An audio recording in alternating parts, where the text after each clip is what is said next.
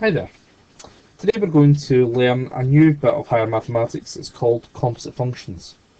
Composite Functions builds on the function work that you have already done in National 5, which was the work that we were revising last week.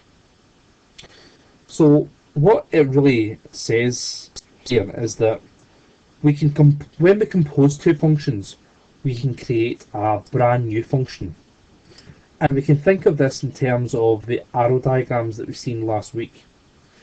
If I was to travel a journey of f of x, going from the red zone, which is the domain, to the blue zone, which is the range in this case, and then travel function g of x, going from the blue domain to the yellow range, that has the exact same effect as travelling one great big function going from the red zone straight to the yellow zone. But instead of doing that one big jump, what we can say is that one function is the function of another function in order to get there. So in terms of this, what we can say is that we travel to function f, and because we travel function f, that becomes the function for the next function, function g, to then give us the total function, which altogether is function h. So when we compose a function, what we're actually doing is we're taking the output of the first function to be the input of the second function. So in this case, if I travel function f, the distance that I've travelled in terms of function f determines what function g has to be.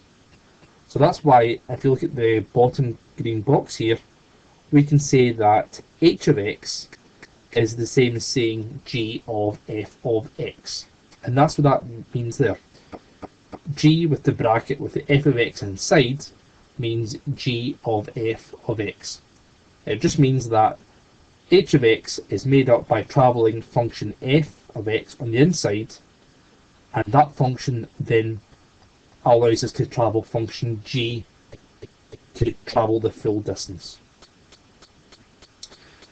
This seems really overcomplicated, and I might not be explaining it as good as I can in a classroom setting, but hopefully the examples will illustrate just how easy this actually is, and all you need to be able to do is just to substitute into functions.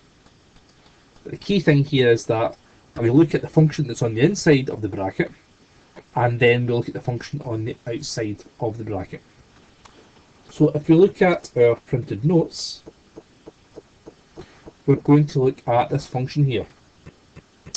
So example 4 says that we have f of x is equal to 5x plus 1, and g of x is 3x squared plus 2x.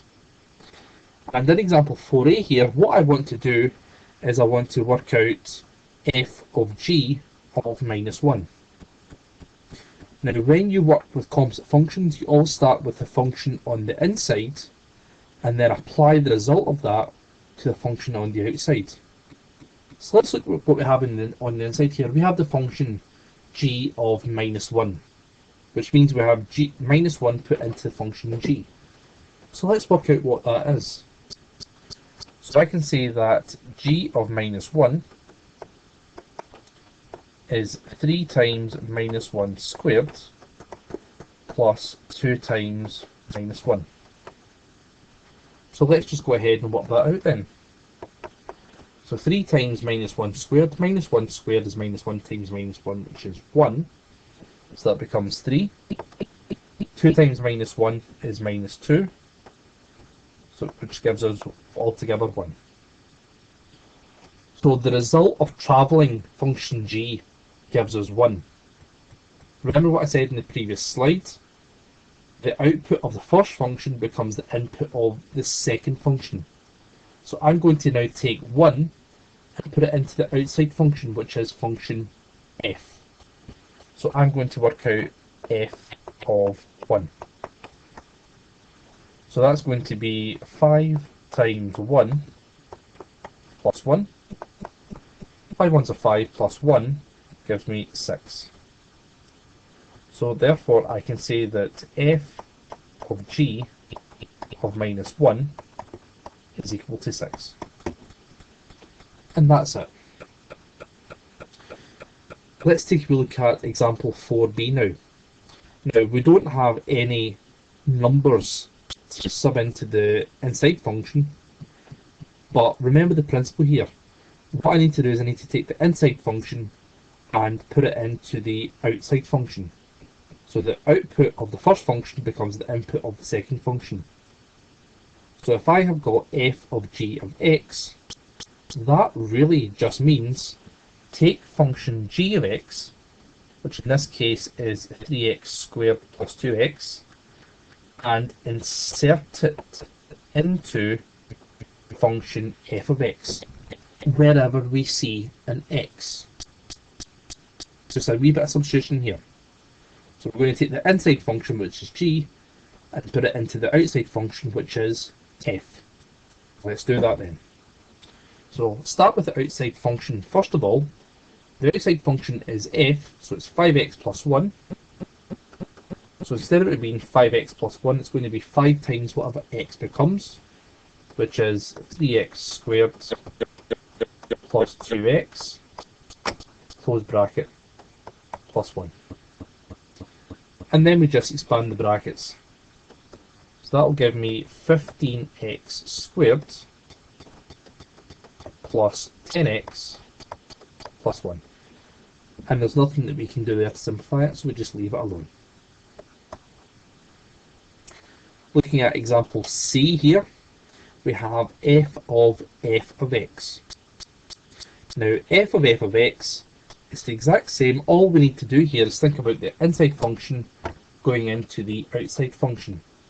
But in this case, the inside function and the outside function are the exact same function.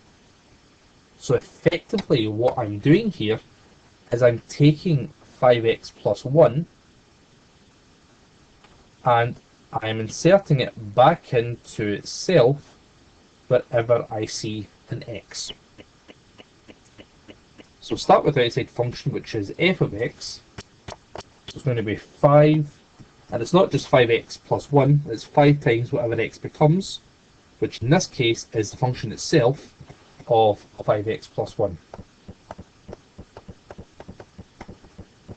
Plus 1. Run the 5 through the bracket, so it gives me 25x plus 5 plus 1, which is 25x plus 6. Example D.